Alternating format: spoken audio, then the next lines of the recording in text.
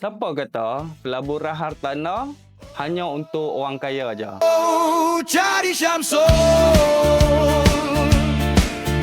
B40 pun boleh mula juga kalau kita tahu cara dia. Ramai orang fikir nak ada rumah pelaburan kena jadi T20 dulu. Benarnya, ramai pemilik hartanah bermula daripada bawa pada orang biasa. Mereka bukan terus beli rumah dengan harga berjuta-juta ringgit. Mereka bermula dengan rumah yang sesuai dengan kemampuan mereka. Perkara pertama yang perlu dibuat bukan cari rumah mahal, tapi semak dulu kelayakan loan dan faham kemampuan kewangan sendiri. Di Malaysia, masih ada banyak rumah dengan harga yang mampu milik di sesetengah kawasan. Kalau rumah tu boleh disewakan dan ansurannya hampir sama dengan kadar sewa, ia mungkin menjadi langkah pertama untuk kita bina aset. Penting bukan berapa banyak duit yang kita ada hari ini, tetapi sama ada kita mula merancang atau tidak. Ramai orang tunggu nak jadi kaya baru nak buat investment, baru nak melabur. Sedangkan ada yang menjadi lebih kukuh kewangannya kerana mula melabur lebih awal. Kalaulah hampa diberi peluang memiliki satu rumah pelaburan hari ini,